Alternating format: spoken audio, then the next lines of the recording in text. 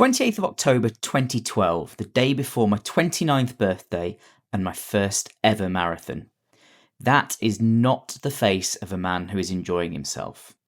So how did I go from this to this?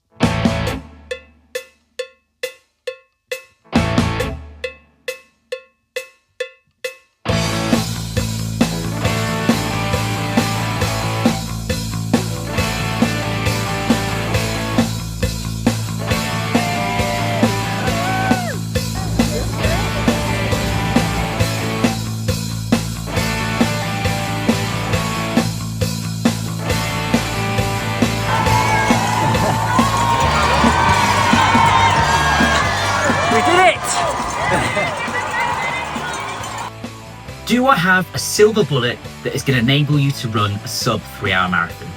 No.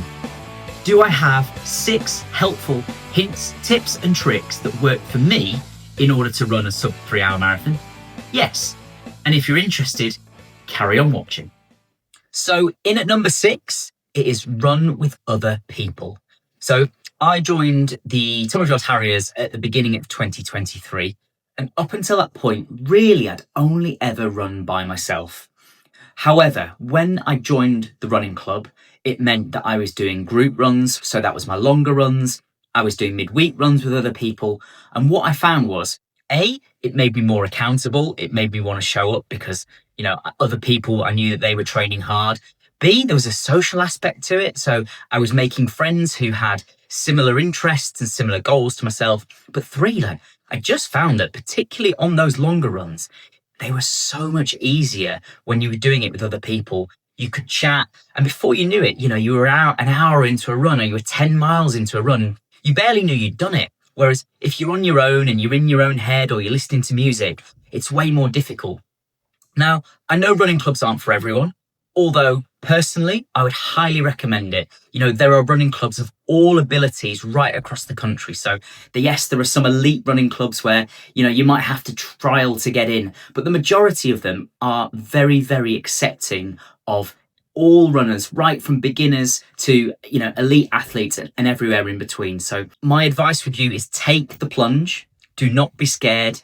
If you're thinking about running with a club, contact them. I'm sure they will welcome you with open arms. But as I said, for me, that made things so much easier, so much more enjoyable, particularly those Sunday or weekend long runs where you're cranking out 18, 20 miles. Doing that with like-minded, people that have the same goals and are running the same races as you made such a difference to me. Okay. In at number 5. So this might sound really obvious, but it is running at your specific target marathon pace and getting your body used to what that feels like. So I know most people, particularly when you talk about the long run on a Sunday, it's just about, cranking those miles out or banging those miles out. And it doesn't matter what pace you do it at. It's just about getting the mileage in your legs, the time on feet. And I was all for that. And I trained like that probably until 2024. But that's when I started watching more YouTube videos. I started learning from, some of the content creators on there. And that's when I started, particularly again on my long runs, actually incorporating some marathon specific pace, whether that be, blocks of 5K or finishing fast at marathon pace. But I was incorporating that speed even in long runs when my body was fatigued, to get my mind and my body used to what that feels like, so that on marathon day, there is no surprises. So yes, it's great, in your base building phase, long, easy, slow runs, fine.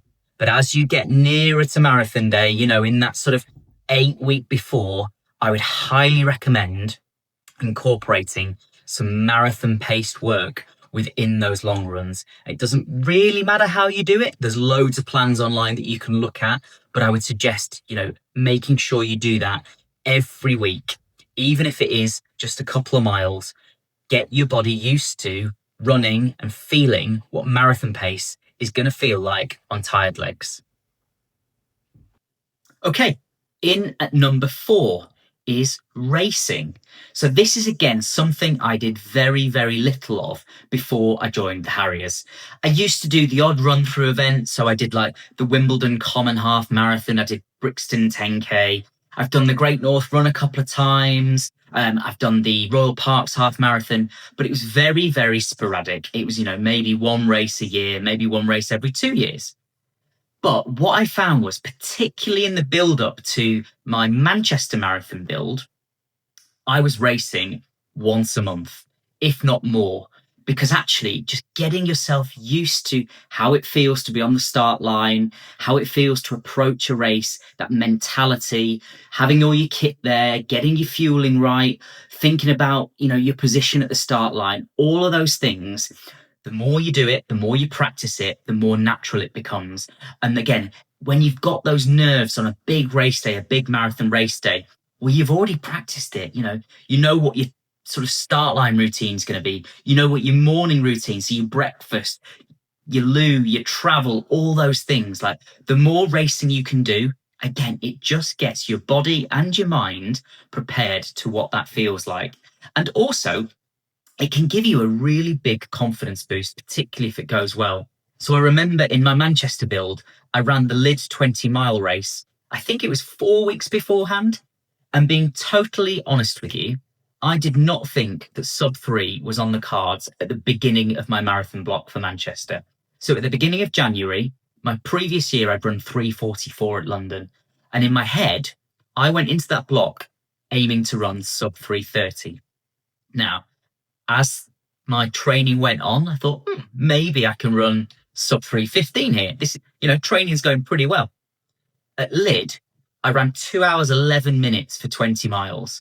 And I ran a huge negative split. So I was running 6-minute 10, 6-minute 15 splits for the last 10 miles. I'll put the splits on to show you. And I came out of that with such confidence that I thought, yeah, sub 3 is on here.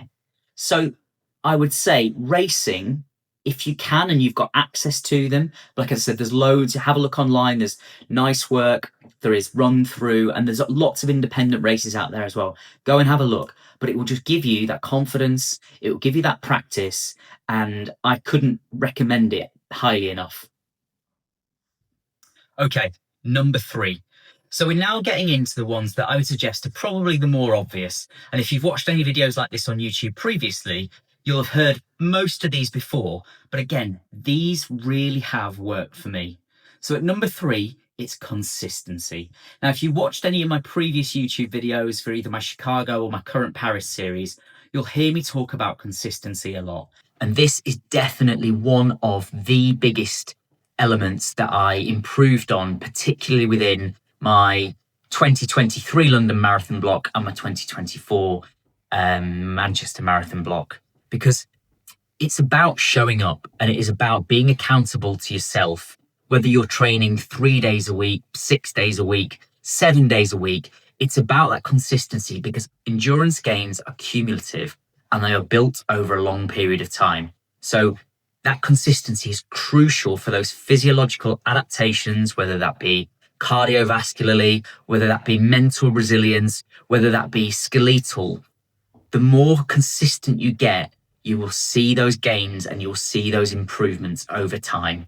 It also means that running becomes not really a chore, but it's a habit. It's something that you just get up, you lace up and you do, and you don't think about. So that consistency helps, it's habit stacking. You lace your shoes up, you get your kit ready the night before, you don't even think about it. It's just one of those things you do. And that is what consistency supports. So at number 2, it is mix your speeds and your sessions up. So when I first started this sort of marathon journey, when I first started back in 2012, I didn't have a clue what I was doing. But as I got a little bit more confident and I started doing more marathons, so probably beginning of 2023, I really only had 2 paces, and it was steady and it was fast. I didn't know anything about intervals. I didn't know anything about hill training, tempo, threshold, sub-threshold, all those sorts of things. I didn't have a clue. But what I have found is that by mixing my paces, so having an easy pace, having, a tempo pace, a threshold pace, a steady pace, and various interval paces that I've managed to improve exponentially in that time. So the other thing is sessions. So again, I talked about intervals and I talked about hills, but having those in your locker. So before Manchester, I was doing intervals on a Tuesday. I was doing an easy run on a Wednesday. I was doing hills on a Thursday. I was doing park run on a Saturday, and then a long run on a Sunday, and incorporating a bit of speed. And I was really mixing those sessions up, and my body was getting stronger. It was adapting, and I was gaining endurance and speed really, really quickly. So my big advice on here is don't run at one pace or even two paces. Don't do one session. So don't do the same 4 or 5 mile loop every day. 1, you'll get bored. And 2, when it comes to the marathon, if that isn't your marathon pace, your body won't have adapted. It won't be ready for it. And if you really want to improve, you need to adapt those muscle twitch fibers. You need to increase that strength and that strength endurance as well when you're running. So number 2, mix your speeds, mix your sessions up in that marathon block, and that will give you your biggest bang for buck. And last but not least, at number 1 is volume and mileage. Now, I've missed a load of other tips and tricks in here that I could have talked about. So I could have talked about nutrition or coaching or sleep or recovery.